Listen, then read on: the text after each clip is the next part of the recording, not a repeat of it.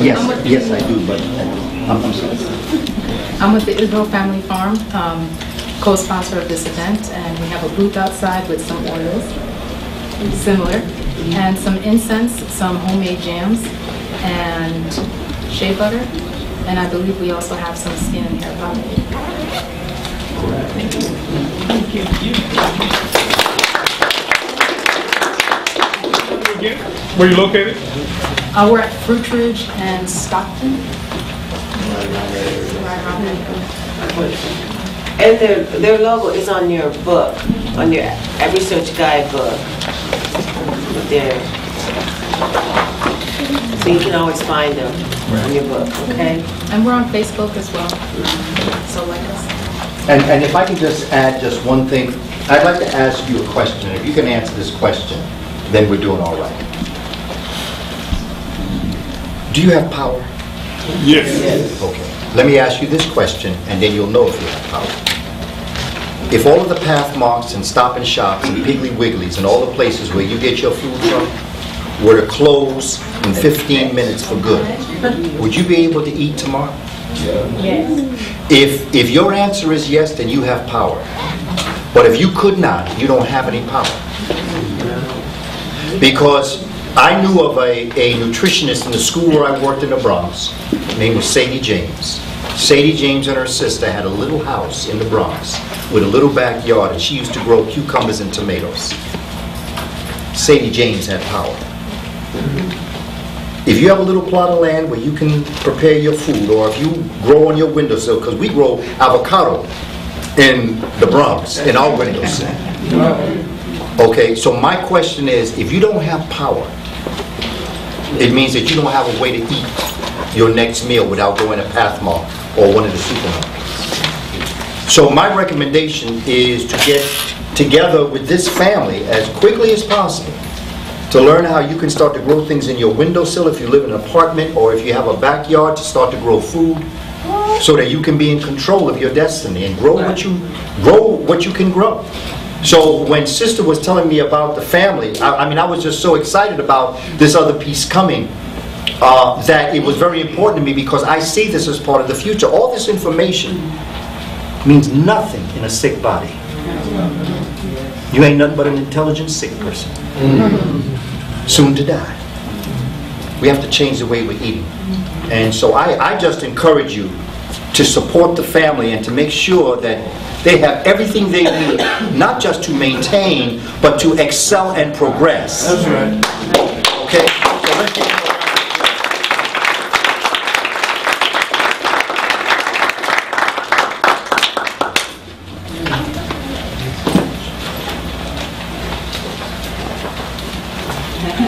Hello, everyone. Yes, my name is Temperance. Yes, Temperance. And I am the owner and designer at Tempe Designs. I specialize mainly in accessories that are actually useful, such as my bag here, which is actually reversible, right? You can change the straps for however long you want it, short you want it. The bag expands, so you can go, when you go to the farm, you need to pick your vegetables, you can toss them in here at the farmer's market, wherever. So I call them my wanderer bags. You wander around, you need to put something, hold on to it, here you go.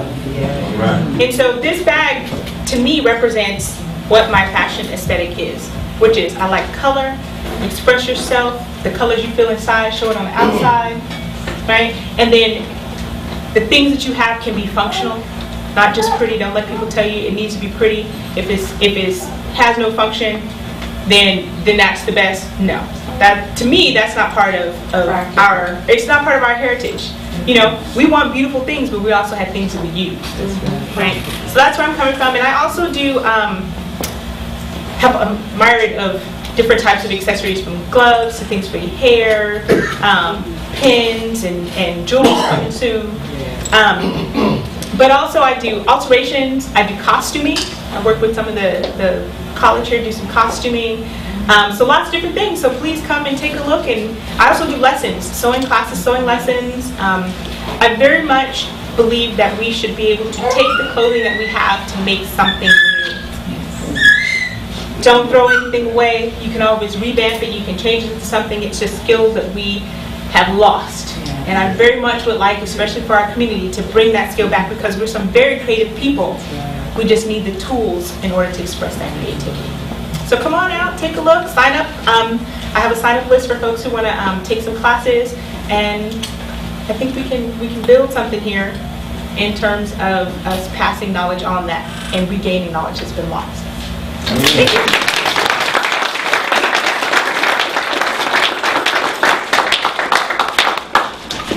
Good afternoon. My name is Betty Davis. I'm not the movie star, but I love my African heritage. And so my business is all about you guys. I've been around for a long time. Somebody mentioned their mother used to bring them there when they were a little girl. I've been around a while, and everything I usually sell has something to do with Africa, African Americans, everything, because my goal is to spread knowledge and gain knowledge. And so I have a variety of things I bought today, which is probably like about that much of what I have in the warehouse. But I have shea butter chew sticks, licorice chew sticks, jewelry, a few African outfits, and some books. Quite a few little things. So hopefully you get a chance to come by and look. And I also want to let people know that tomorrow they're having a music festival at Southside Park from 12 to 8. I will be there also. But it's a good opportunity to hear our music and to enjoy yourself for the afternoon if you're free. So I thank you very much. Oh yeah, I have a website, I didn't know that was supposed to be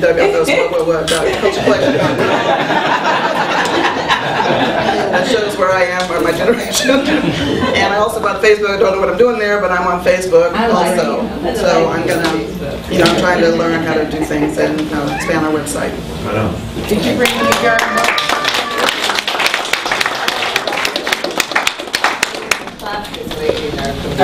And you know what's interesting also, and this is why we can just take a little break. One of the things that I develop in the after-school programs for our children, many of the things that I encourage, is to teach the math, the science, and all of the things that deal as it relates to the academic skills. But the after-school program has to be totally different from the day program.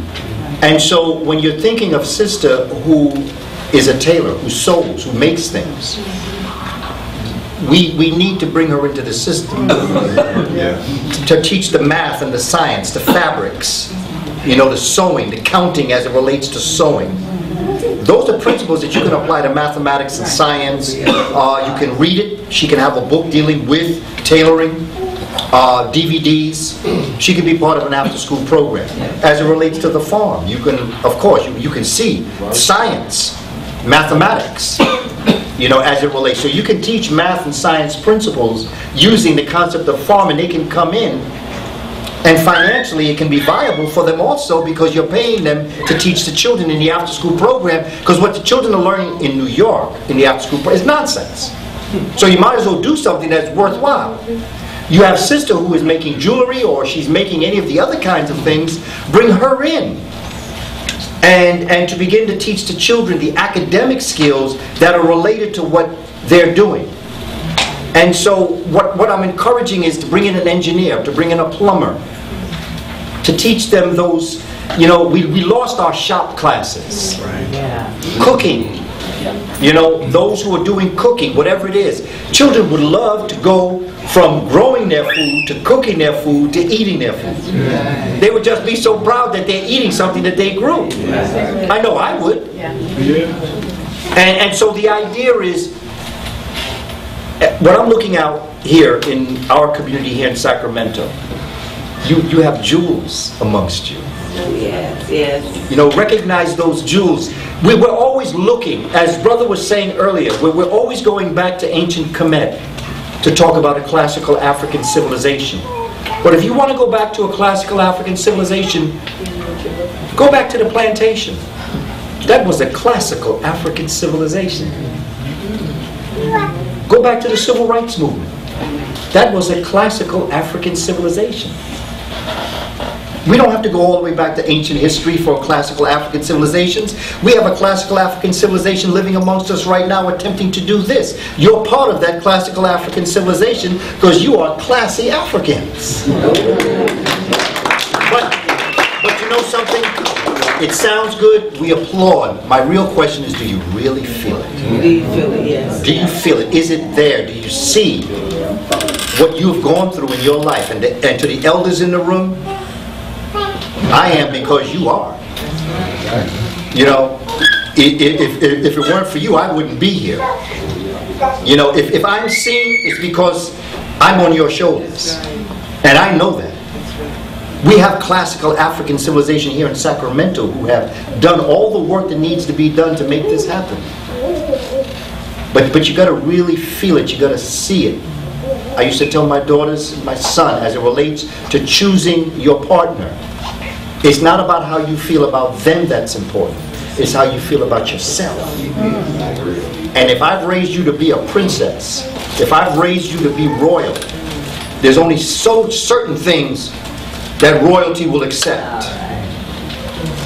And so these are the kinds of things that we really have to start thinking about and supporting them and bringing them into the system more than just purchasing their items. Can we bring them into the educational system where we can give them contracts to bring their wares and their information? I used to bring brothers in and sisters in to teach how to make a drum out of a gourd. You know, the brother would start in the very beginning, they'd go to where they get the gourd, and then he'd teach them how to make the gourd, teach them how to make the drum, and then they started a music class. So they were playing their own drums. You see, and in there was math, there's science, it was everything. And that reinforced what they learned in the classroom as it relates to counting or biology or why are some skins available and why none are not. Please, Sister Bobby. We got a village to build, don't we? We got a village to build, yes. I have a village. I have 50,000 square feet over on brand new, about a week and a half, less than 8 days I've had it. And it's a creative arts learning exchange. I'm using learning exchange as a way of being my model. I'm using this training with pay as a way to be a model. I've been an instructor and I've been around a lot of people. I'm in the media arts. So we're going to be going until about 6 o'clock. Is that everybody okay with that? Yeah. Okay. So we're going to be going a little bit later than what it says on the agenda, so we're going until 6 today. Yeah. All right. So without further ado, wow.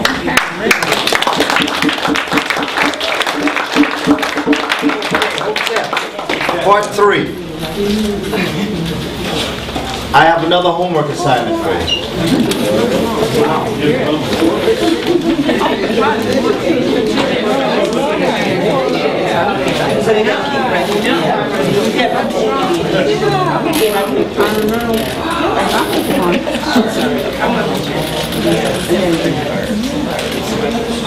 Now,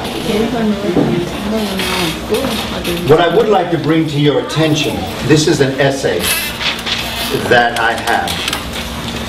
And basically, what it's basically saying is that, remember, here's 3 concepts. That by December 31st, 2013, we should have mastered and understood and be able to deliver the countries of Africa. Is there any way somebody might be able to turn this front light out for a minute so that this kid can be seen? Not both. Not both. Just one of them. No, the other one. Yeah, okay. Yeah. We also said that Medunetta is to become the classical African civilization language. Okay. I don't see us going around speaking Medunetta. But Kiswahili is the 7th largest language spoken in the world. It is also the largest African language.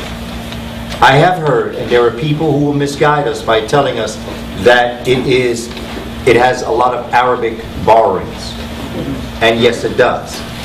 Not a lot, but it is based and founded in African thought. I don't want to use the word Bantu, but that's what they use. But Central African. So therefore, Kiswahili comes up out of the original language. It's spoken in Kenya and Tanzania. The sister or brother language to Kiswahili is Kikongo. that is the center of our world. So Kiswahili and Kikongo are two very important languages, and Kiswahili has already been introduced to us as a people. It is what we celebrate Kwanzaa. It is what was taught to me when I was a young cub in the Black Panther Party in its early days in New York. Kiswahili basically is an African language that has been exposed to us. I am in no way saying that we should not consider other African languages. All African languages are good. But when someone says, well, where do we start? Like I've had folk this afternoon come to me and say, well, brother, if I were to come to you and say, like, I'm just starting step 1, what DVD would you recommend? Okay, the same is true if somebody were to say, okay, brother, I'm just starting out. What should I start with? Dr. Sheikh Anta Diop teaches us that there are 3 things that a person will do to oppress you. They will take 3 things from you. They will take your history, they will take your language, and they will take your psychological factor. Your psychological factor is your values, your interests, and your principles. Okay? When someone takes away your heroes and sheroes and have you honor George Washington, when they have you worshiping and honoring and saying that you live in Thomas Jefferson housing, they have you honoring their values, their interests, and their principles. When they have gotten some of us to the point where we are willing to put down each other, to steal from each other, to hurt each other, we have now taken on their principles. You see? So history we got under control. Values we got under control. We know how to do that. But the language is the one thing that keeps us thinking sometimes as to where do we start. My recommendation, Medunetta, classical African civilization, we start by learning the alphabet. It's simple. We adapt Kiswahili as the practical spoken language worldwide. If I go to Brazil, my brothers and sisters are speaking Portuguese, and I speak English, we should be able to speak to each other in Kiswahili. If I go to Holland, and I speak English, and my brothers and sisters speak Dutch, we should be able to speak to each other in Kiswahili. Okay? And this is an article that speaks of the importance.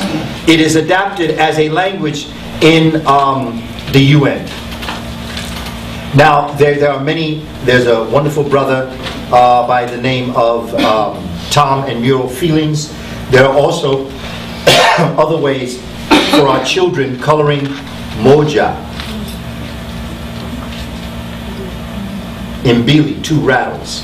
That's the number system. I taught, one time I was in the Bronx, and I was walking down the street, and all of a sudden I heard these voices singing. Jambo means hello, Kwaheri means goodbye, Bawana means Mr., and Bibi means Miss. And I look across the street. I see these grown-up people in their 20s, but they were my kindergarten students. They didn't remember my name, but they remembered the song. And they knew they'd get my attention if they sang the song. I taught that song to my kindergarten children. 9 words, 10 numbers. We start there. Want to start?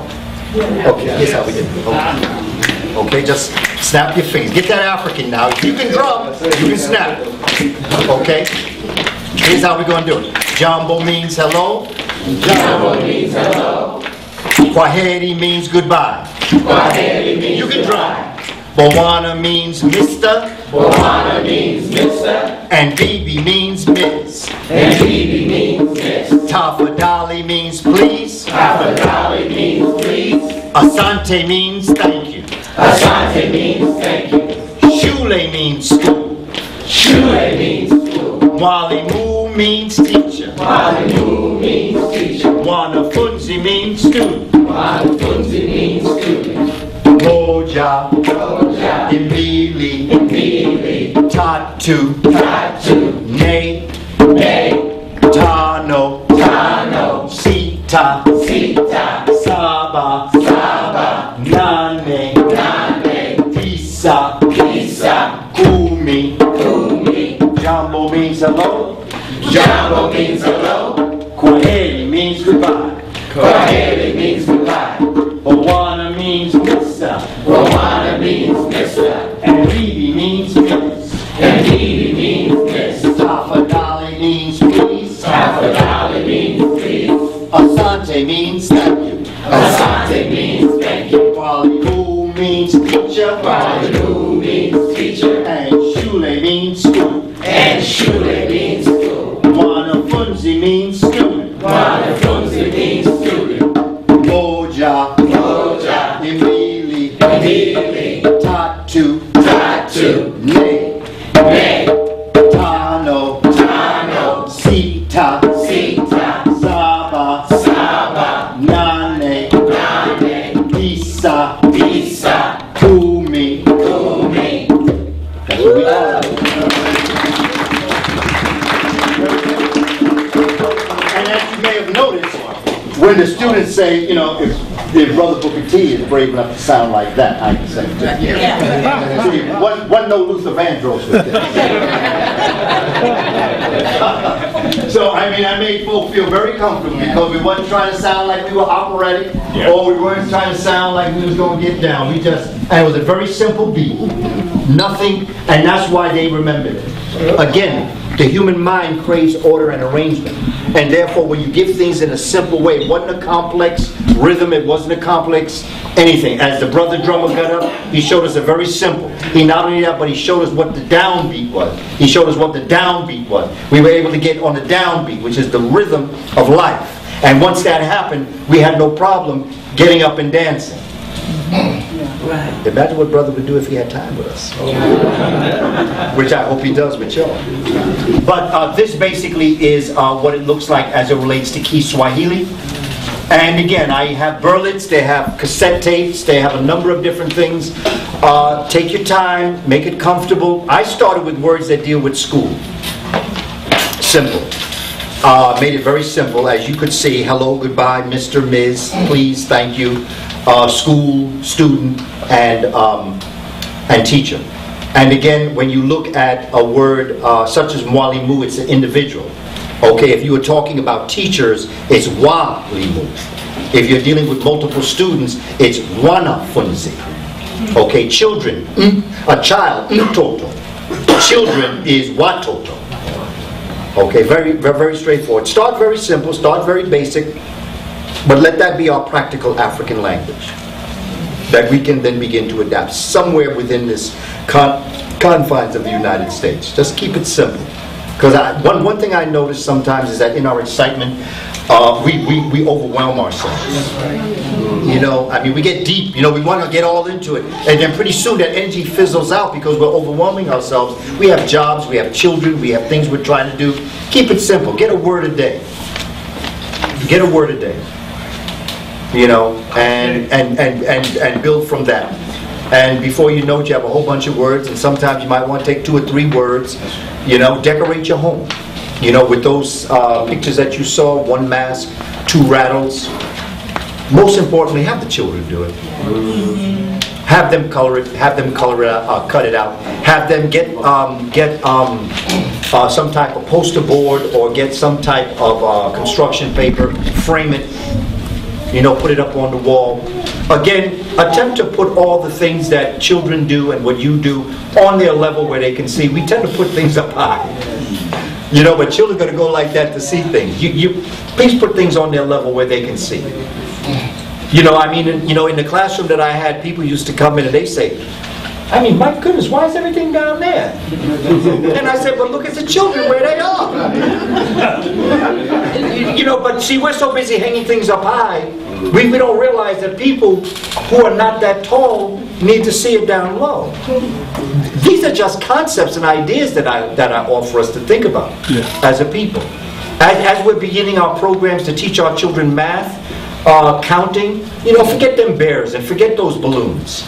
You know, go out and get somebody who does jewelry and get them to mass produce a football player. They want to go to Disneyland because that has been planted in them. When they have parties, they want to have balloons. Why don't you have some answer celebrate the birthday party? After all, it is about your life. Please. Question about aunts. Now, from what I've read, the circle is kind of so the energy flows back into the body. So it's kind of you might want to introduce aunt, what an aunt means in terms of a cross and versus an aunt. Well, an ankh represents life.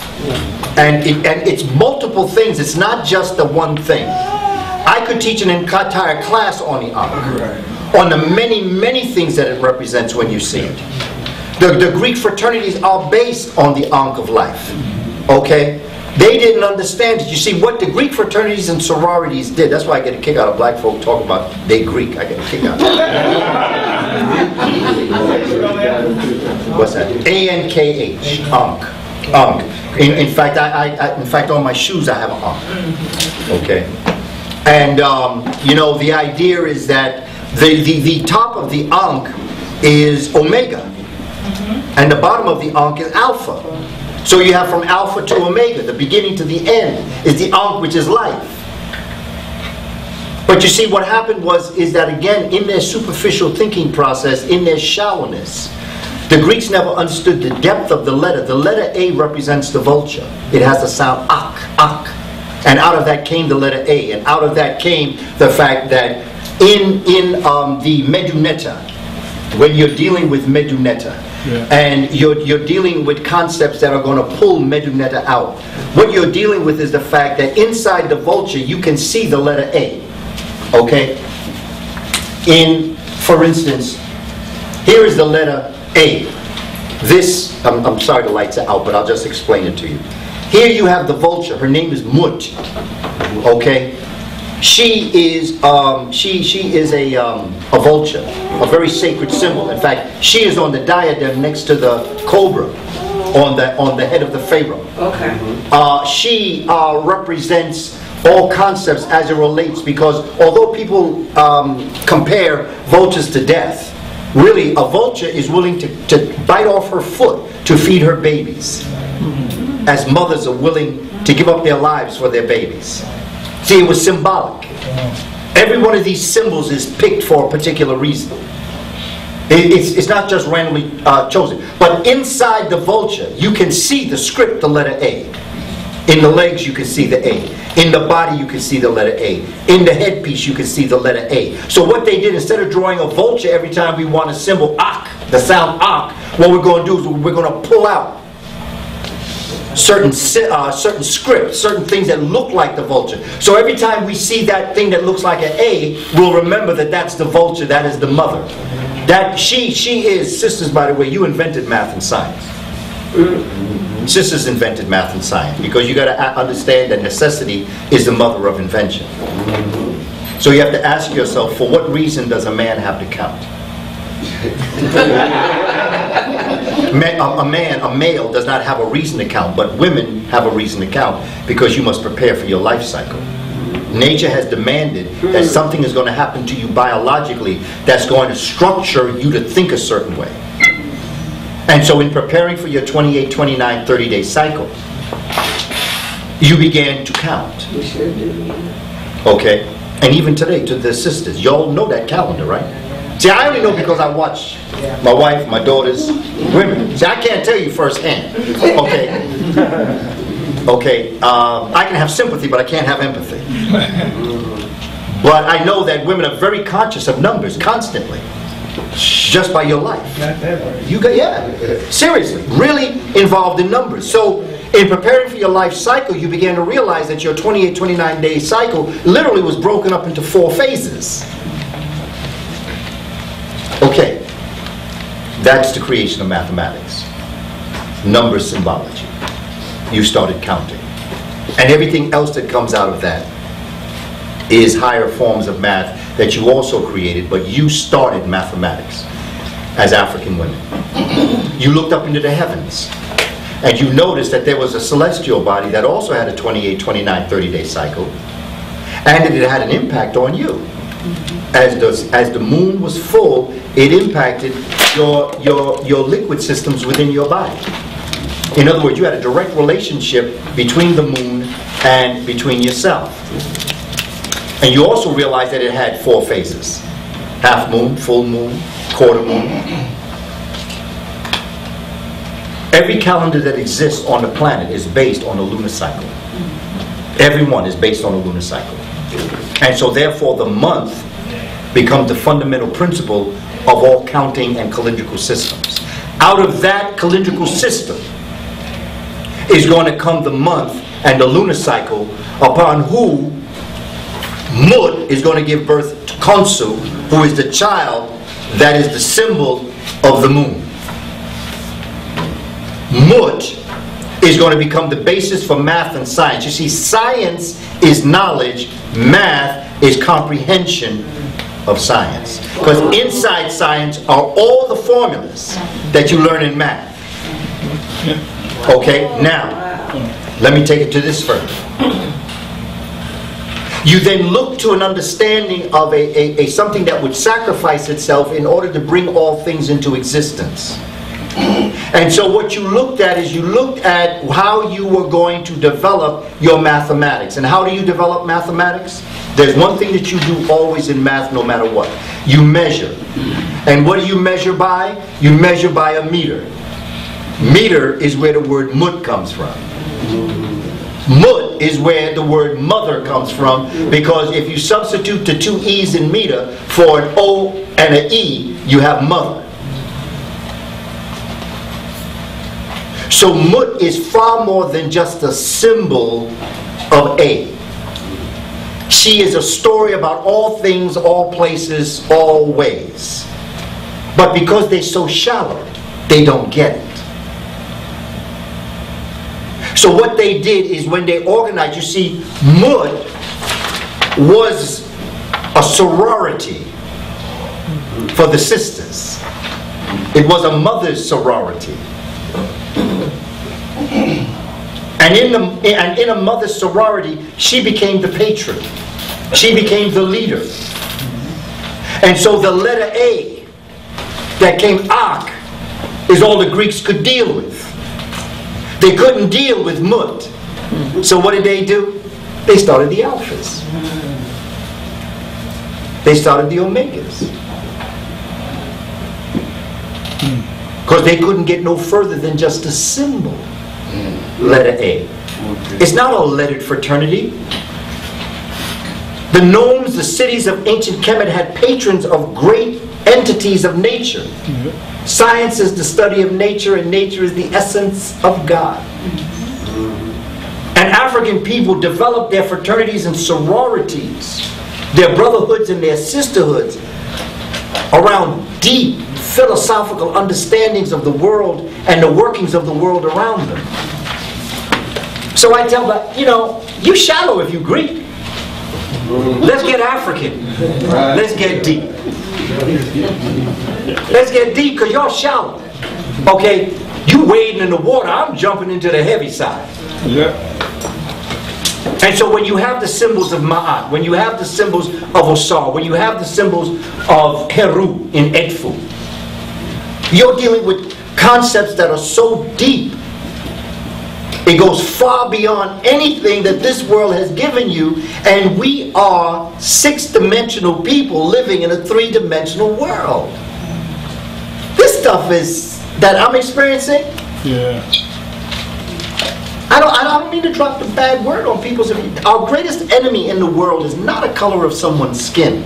The greatest enemy of the human family is ignorance. Yes. It just so happens that Europeans are some of the most ignorant people. Right. So ignorant, and I don't mean that bad ignorant. I mean it's that they don't know. As the high priest told Solon, the Greek, he said, "You Asians are perennially infants." Perennial means always. You are always children. You have never grown. You will never grow. You can't grow. Your calcified pineal gland keeps you locked. Not even in your infancy stage, because even infants are more intelligent than that. And we're living in a world that's demanding us to follow them. Like Malcolm said, you're not the measure of man. I wish to measure my manhood by. Please, sister, you had your hand up, and then brother. Well, as I was working through my life over the years, as I came into consciousness. Yeah. One of the things I realized, like in the 90s, I got rid of my watch, and I have not put a watch on since. And I could travel from here to LA and say I'm going to arrive around 3:15, and based on the time I leave, I get there exact. Time for me is like, it's been right on. Sometimes I wake up at night and it's 1:11 if I look at the clock, or 3:33 or 4:44. So it's always consistent. So I really, and I think that really says that my consciousness is aligned in the right direction. So as you speak about that, I could definitely affirm that time, how it kind of plays and connects in that way. Yeah. So I just wanted to share that. Absolutely. Thank you for sharing. And you know, the thing that we as brothers have to do is we have to look very deep inside of ourselves. I often encourage, we as black men, there's one thing that we need to do as black men. We all need to get together and go into a room all by ourselves and have one big cry. I'm talking about that ugly in the face cry. I'm talking about that boo-boo cry. And we need to let all this that has entrapped us all these years, that's been handed down to black males. Because you see, there are things that we as black men know we experience, just as there are things sisters have experienced, And I know for one thing that we have to let this out. And we have to learn, we as men, I think, one of the things that we as men have to do, and bring him in my court. He's a yarner. He's been dead 20 years. Bring him anyway. Exhume his body. They'll bring me up in court. They'll try me and find me guilty and give me life. The lawyer said what he did. Life and death. So I ain't giving up none of my life until I don't care, because there are things that we've all had to do as black people, particularly black men, to get where we are. I wasn't born like this, I became like this. And I'll be very honest with you. But it's going to take a while before I tell my story. And the same way every other, and that's why I don't judge nobody. Because we all have our story. We all have our struggle, and we do what is necessary to get to where we need to get. And my daddy did the same thing. I did the same thing. And there'll be countless numbers of other people. We got to forgive our people and ourselves. Even if what they did, even if what they transgressed against us hurt, we got to free them to free us. Because we're carrying around too much baggage. We're carrying intergenerational baggage around with us. We're carrying stuff that we should have let go a long time ago. See, other cultures have let their stuff go because they don't care what they do. Please, brother. I'm sorry, was your question about the Ankh? I was moving towards what you call the sacred geometry. Yes. You spoke of mathematics and sacred geometry. I Googled into there and found out so much more of the, about math and science and all these things that you learn just from knowing geometry. That's, being overlooked a lot.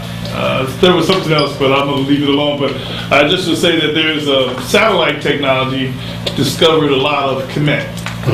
That's not that's covered, and there's so much of a civilization that exists there, and pyramids that existed there. And I want to speak of one last thing. Actually, one thing.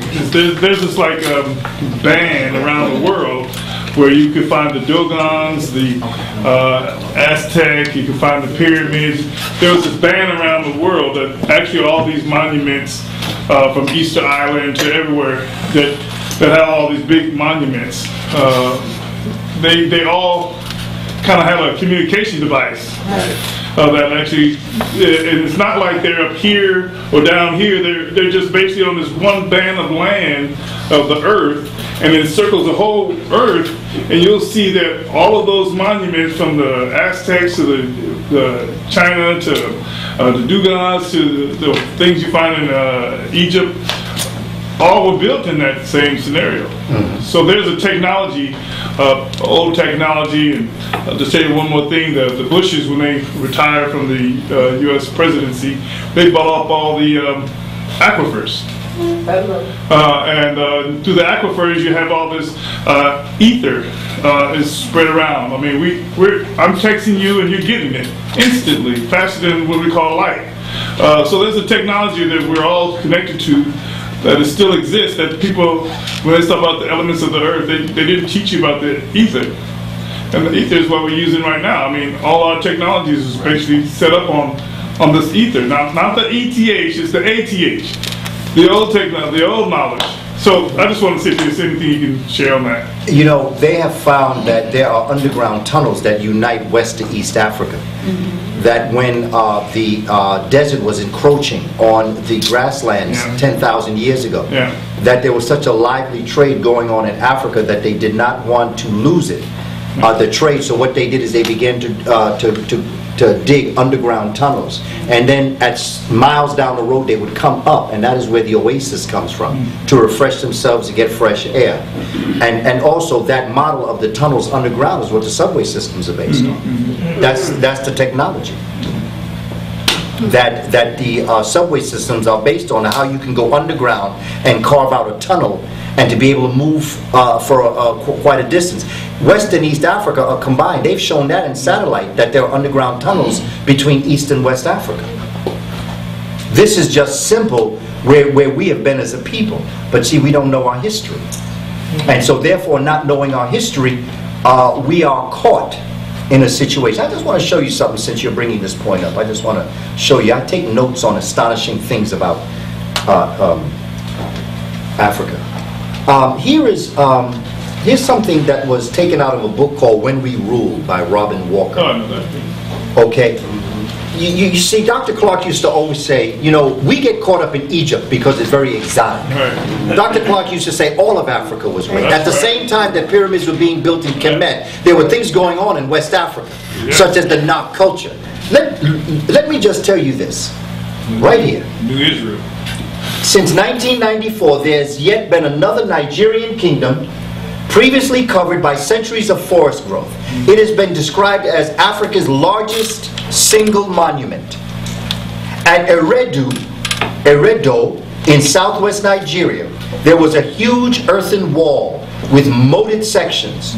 This encircled an ancient kingdom or city. From the base of the ditch to the summit of the rampart, which is up on top, measured 70 feet, which is basically fundamentally 7 stories high. Mark McCaskill of the Sunday Times, the rampart was 100 miles long and formed a rough circle enclosing more than 400 square miles. That's right. I didn't learn that in school. They want you to learn it. This is Nigeria. This is existing many, many years ago. The builders shifted 3.5 million cubic meters of earth to build just the rampart alone. Wow.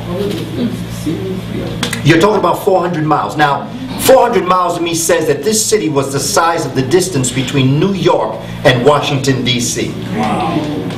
That's how big this city was. Now, who we dealing with here? Us. These are the people that say we primitive. Okay. Well. This is their excuse for taking us. We should be happy they took us. This is what they say, because we were civilized by them. Right. And yet this is what they found. What type of mind builds a city 400 miles? Think about it. That's who we are. We are whales in goldfish bowls.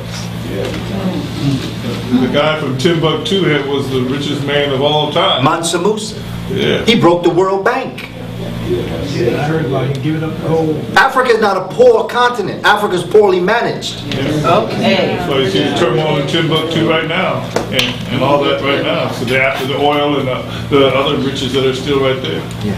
You see, please, brother. Oh, no, I'm sorry. No, that's cool, brother, because we get excited on this now. I know. That's what I came to do. I came to excite us. Yeah.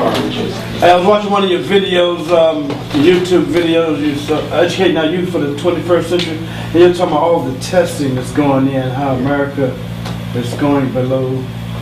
Yes, yes. Below all other nations. Oh, yeah. You deal with multidimensional thinking. And Absolutely. There's a TIMS test. It, and it's a international math and science exam. Right. And about 169 nations take this test. Now, we're not talking about black children. We're talking about children of European descent. So this ain't black children. Out of the 160-something countries that take the test, there's only 12 countries that do worse than the United States. We're talking about white children, children of European descent. We're talking about Asian students. See, what we don't know is that they cheat. I'll give you an example. I was at a conference and I was talking about testing and testing skills, and it was really geared towards psychologists and psychiatrists, talking about special education classes, things like that. And they came, and at the end, this man of European descent came up to me, and he said, "Man, you know, I like your style." He said, "There's not many people that are willing to talk the way you talk, you know, just because," he said, you're in this room, you're the only black person in this room, and you know, you kind of presenting to us with respect, but anybody with half a mind knows exactly what you're saying. And he said, well, there were two things that came out of that. He said, what do you know, I mean, what is it? You came in this room alone to do this presentation. What inspired you?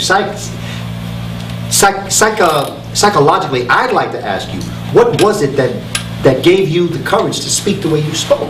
You came in alone. And I said, look behind me. And he looked behind me. I said, do you see Malcolm X behind me?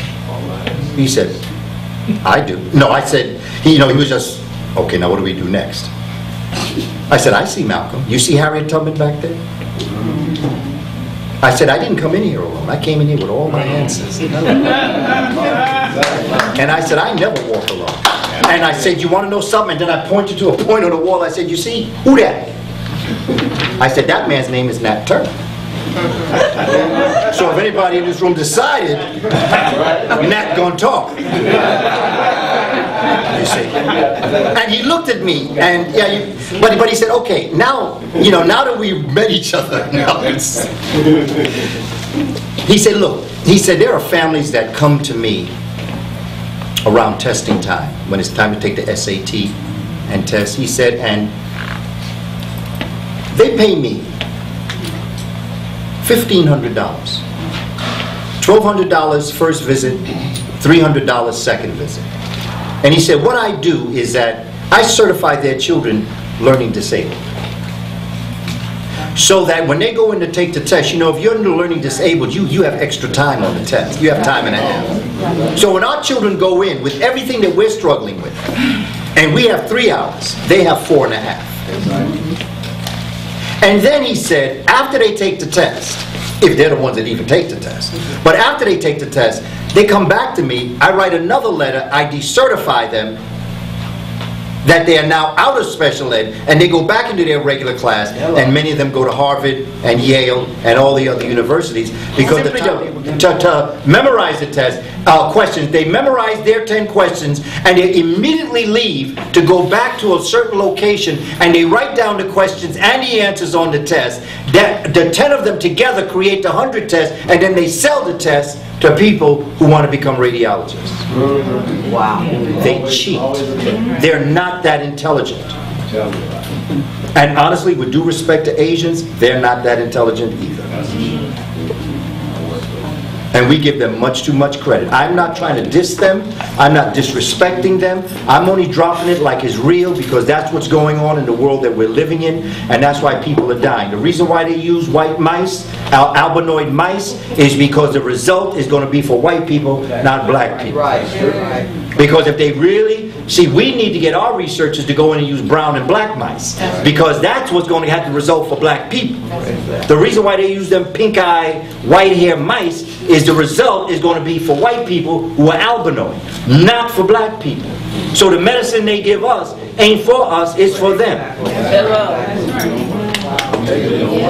And so we have to understand, but not to build our greatness on their instability, but to build our greatness in the potential we have to be the people that we are. Because I don't want to ascend in my life by stepping on someone else's neck.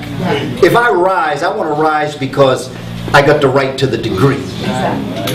I like a work ethic. I like to study. I like to work because I feel good about the results when I can feel that the work I'm doing is appreciated by my community, appreciated by our people. There's something wonderful about that work ethic, and we have to get a work ethic. You know, we have to put our best into our business. Any one of you who purchased a DVD from me, if you contact me and you say, brother, it ain't working. What's the name of the DVD? I send you DVD. You say, should I send the one that don't work back to you? No, because that's only going to make you pay money, because you got to send it back to me postage. I am responsible for the goods that I give you. And if it ain't working, I'll get it back to you. And a lot of times I'll throw another DVD in just to apologize for putting you through it. We got to do good business with our people. Just like we spend our money with our vendors, vendors have to be good business people. When you walk away from a vendor, you got to feel like you got a good deal. You have to feel like, wow, this is good, because I know how much I pay for those blank DVDs. I know how much I pay for that oil. I know the profit that I'm making. I'm trying to make a living, not a killing. And we punish our own people for what the society has done. So while I am forceful in supporting our vendors, I'm also forceful that we do good business with our people. And where we can barter, I'd like to barter. If you got something I want, and you got something that I want, we don't have to exchange money. Let's exchange goods. Right. If that's possible. Please, brother. So one thing you're not an advocate of is prejudice. Is what? Prejudice. Prejudice? No, I'm prejudiced. I'm not. Let me say it differently, because that's okay. I mean, there's no good, bad, and all that. It's not a. We had African American for better balance, for balanced health. Yes. So we're doing this thing for us. Right. And this conversation really is about just to better our mind, body, and souls, right? Absolutely. And it has nothing to do with them or they or. Yes. We're all one piece of humanity, as you said earlier. Yes. So it's not us against the world. It's not us against the world, but it is us for us. Us for us in the world, right? Yes, in the world. Like I'm prejudiced. Okay. I'll tell you in a minute. I can understand you. If for all the Europeans they've done to me, okay, you are not going to come into my presence and I'm just going to trust you. I got to hold you until you can prove yourself to me. And if you're the type of person that you get offense because I hold you at bay, because you're personal about it, then you're not looking out for my good. Because if I were not married, and if I were involved with a sister who had a bad history of relations with men, and if she should hold me at bay until I could prove that I was not like the others, she should. Right. That's right. Because she has a track record that she should hold people accountable because of the nature of her history. And I am not looking out for her better if I'm going to take offense because you holding me at bay. In fact, I should tell sister, yo, sis, hold me at bay. Make me prove myself to you. So that when you embrace me, you're embracing me. I say the same thing to Europeans. I'll give you another example. I did a fundraiser for Haiti last summer. European Americans were invited. This was in New York, in Harlem. Europeans, people were invited. Everybody was given money for the Haitian community and nation. And they asked me to come in and do a presentation on melanin. African American. Wonderful brother. I looked at him, I said, brother, you know who you're asking to come up in there, right? Okay, because we ain't changing the agenda because there's white folk up there. He said, no, but they need to hear what you have to say, and I've always appreciated the way you approach it. So come on, man, do your thing. So I went up and I did my thing. And there were some peoples of European descent off to the side. Well, there were Europeans in a number of places, and a European woman raised her hand. And she said, I'm feeling a little uncomfortable. And I said, you know something? That's good. Because I was going to ask, and I was wondering if I was doing my job. And you just verified I'm doing my job. Because I'll be honest with you, and I'm saying it with no emotion, I'm saying it simply. Because I'm doing this for your own good. I'm speaking to the peoples of European descent, because you see, if you're going to come and sit yourself in the middle of Harlem, in the middle of black people, listening to our story, and you think you're going to feel comfortable, you must be out your mind. Because you see, that's why we don't want you coming up around us any, because you think we got to change our speech. And I'm not changing nothing. I'm going to hit you the same way I hit anybody else. And I said, by the way, let me tell you, I went to a conference on spousal abuse. And I sat there and I listened to the horrific things that men do to women.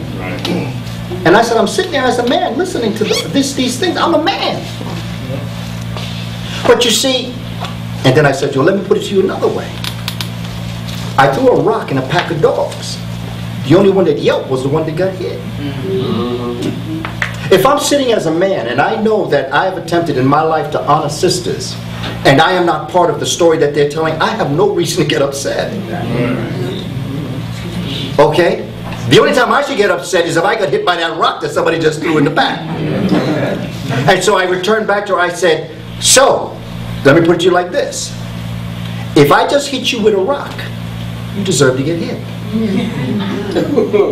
At least on your count. Yeah, because if you are the type of person I described, then you deserve to hear what I got to say. And if you're not, I'm not talking to you, so why are you getting all concerned about this? I just thought that should come up. Thank you. Well, you know, I'm very honest with you. And see, and you know something? I'll tell you something else. The same woman was the last one to leave. She stood in the back and talked to me the whole night. After everything was done and I was in the back, she came and she was a teacher in Mount Vernon, and she was telling me stories, and she had a friend that came with her. There were three of them that came together, and her friend was deeper in the understanding, and she said, we'll talk to her later, because she's not getting it. But the three of them stayed there, and the particular one that I'm talking about, she said, you know, we as white people, we have a lot of work to do. We are very, very troubled people. And we need to get things to happen. And she thanked me. And a lot of black folk thanked me too. See, because a lot of black folks started to sink in their seat when I started getting on it. Because, you know, they were in the room too. And they were getting a little concerned with where the heat was going at this time. But see, I'll be honest with you. I don't care. And I care as a human, but I don't care as it relates to truth and justice and righteousness. You see, and again, it goes back to Malcolm. It goes back to all those that put everything, it goes back to our ancestors that put everything on the line for us. Okay, and I am not going to play games now that I'm where I am. Our ancestors put everything they had on the line. They took one step knowing they might have been shot down, just so the one behind could take two. And many were, and many horrible things happened to them. And out of that honor, out of that respect, and this is why I say to us here in Sacramento, what are we willing to do now? What are we willing to do now to make this happen? How inconvenient have we been? Thank you. Okay, we talk about, well, I can't talk about Sacramento, but in New York City, we say, oh man, that's too far away. You know, take the bus. Bus? No, I'm gonna take cab, that's too far away. I say, you know, Harriet Tubman walked from the south to north for her freedom. What are you willing to do? She walked from the south to the north. And you talking about a cab 20 blocks? What are we willing to do now, where we are in our life system and what we've achieved? What are we now willing to give up? Our ancestors gave up whatever money they had in order to build a public school system through the Freedmen's Bureau. They gave up money that could have gone to clothing. They gave up money that could have gone to a lot of things that would have made them feel good about themselves, but they had a different agenda, and they felt that something was more important.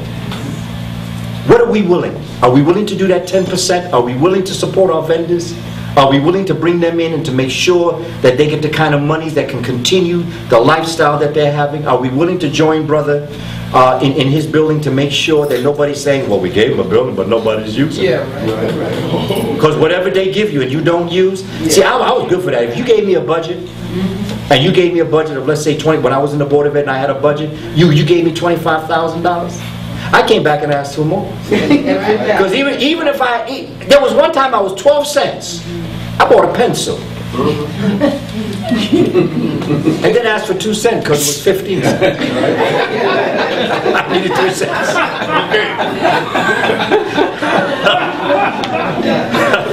You see, my thing is, I don't play. And brothers and sisters, we have to get to the point where we're not playing. And once them people understand we're not playing, they respect us. Someone go over that study guide. So that you can real briefly just look at it.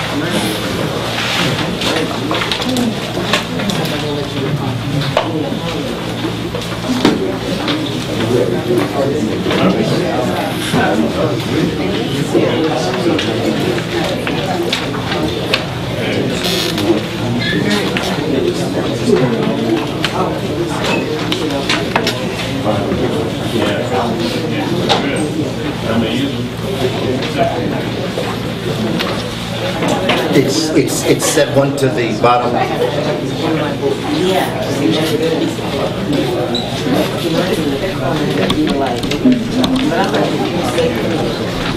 My brothers and sisters, please get a card. Email me. I'll send you. You'll get my study guide, but in the back of my study guide is my DVD catalog. That will let you know some of the things that I have. Now we do have the curriculum guide here. They can take home. Right, but how about the DVD catalog? Yes. Yeah. It's there. Okay. You gotta make sure that this is up before you get the budget. I got it. Okay, thank you, brother. Everybody should get that. Also, on my card on the back, I teach the study guide every Wednesday from 9 until 10 Eastern Standard Time, which is 6 to 7 your time. You teach it online? Online. Okay. And it's the address on the back of the card, www.townzonetv.com. Yes, in fact, I'm going to. And yeah, that's it. Wednesdays from, well, your time would be 6 to 7 p.m. Wednesdays. On Wednesdays, www.townzone. We ask for a statement of support of $10. After that, we have a Blog Talk radio show, which would be 7 to 8 your time. And what we do is that we have questions and answers.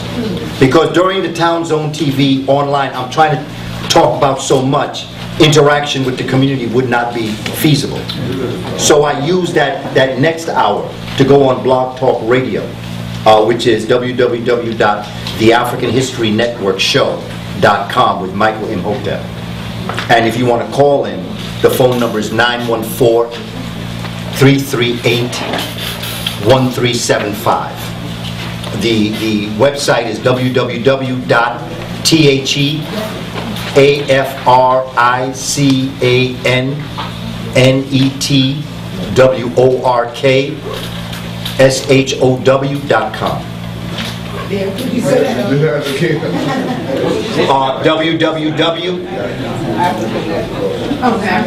Yeah, it's the African History Network Show. But you struck out the African. What's the African Network Show? The African Network, no, the AfricanNetworkShow.com. What's the phone number again? 338-1375. Area code 914.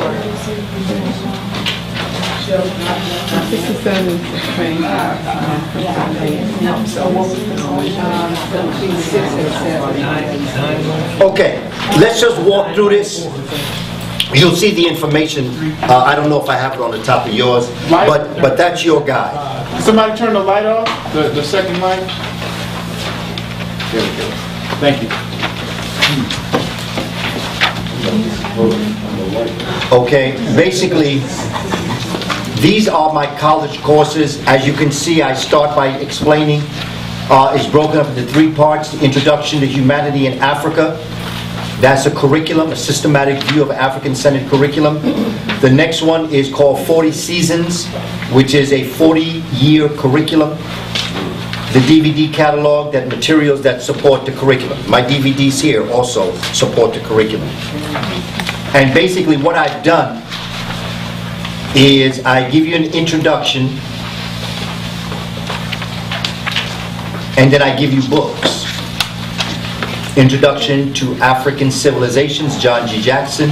Wonderful Ethiopians, When We Ruled, The Star of Deep Beginnings. The Memphite Theology and African Cosmology of the Bantu Congo. Okay, as you go through the guide, you'll see this. These are the books that's going to pertain to this particular theme. The course syllabus. Is this the one that you have? Yeah, we have it. Okay. And so basically what I do is that yes. See, what I do is that I give you the class question. What is the question? How did Africa impart the history of the earth? Okay, and then I give you the readings. Because I don't ask you to do all the readings. I give you chapters and pages to read. And I tell you what book to read them in. Class number 2 deals with the African, as you were, origin of life in Africa. There's the class question, the readings, and the citations. Class 3, the origin of the planet Earth. Because you see, brothers and sisters, to understand African cosmology, to understand who we are, you don't start with the Earth. You got to go before the Earth. That's the only way to understand Africa. Because Africa is only a geographic location on this planet that our ancestors called Geb. But like I say, we're not earthlings, we're starlings. We were always, we are, and we shall always be. And so to limit yourself simply to your existence as human beings on the planet, it's of no real regard, because you'll never even understand how you got to where you got if you depend on that shallow information. So I take you off to the cosmology, and then I bring you to the earth. You see, and then on earth I bring you through the development of the earth. And then I bring you to the botanical life. And then I bring you to the age of the fishes, and the age of the amphibians, the age of the reptiles, and then the age of the mammals. And then I take the human family through the stages of its development. And I talk about the loss of the hair and what the loss of the hair on the body did, and the changing of the morphology. This is the science that you have to understand about this. Otherwise, you'll never understand who you are.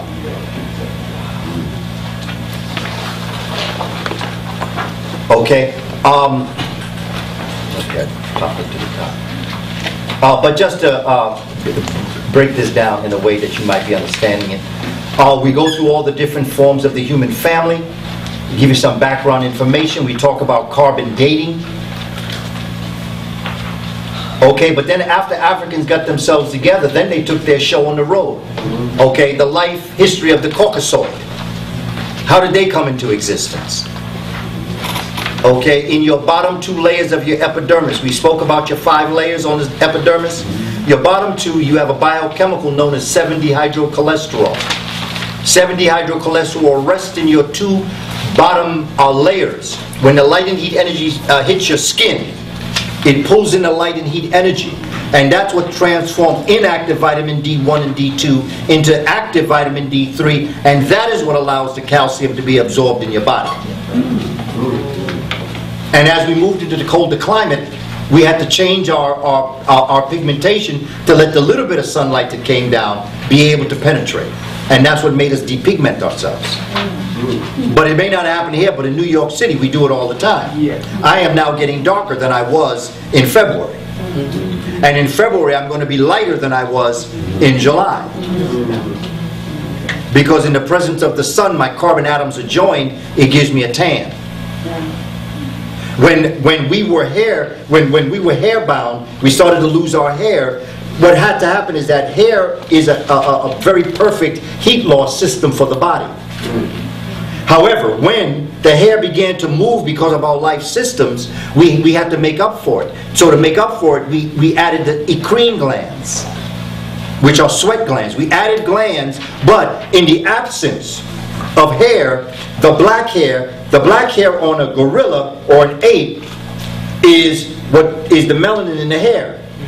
But that's why I tell Rush Limbaugh, you better be careful who you calling an ape. Because if we shaved an ape would look more like you than me.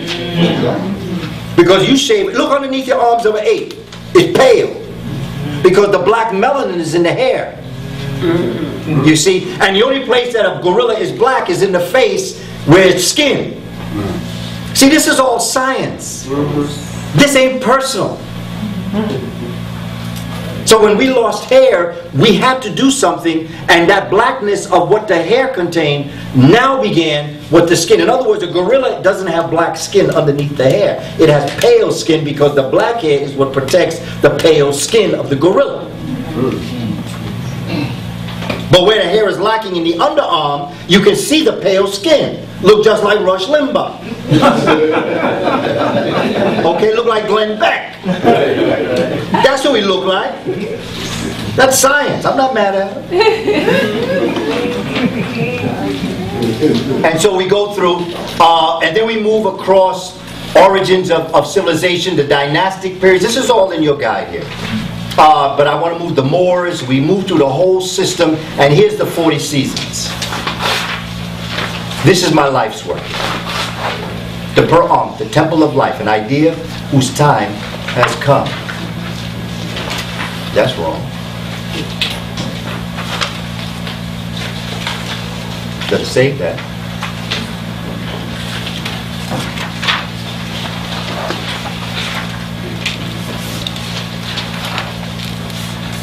Okay, and so you go through 10 cycles,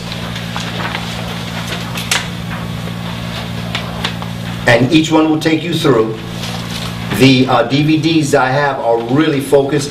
The atomic consciousness, the Ma'at.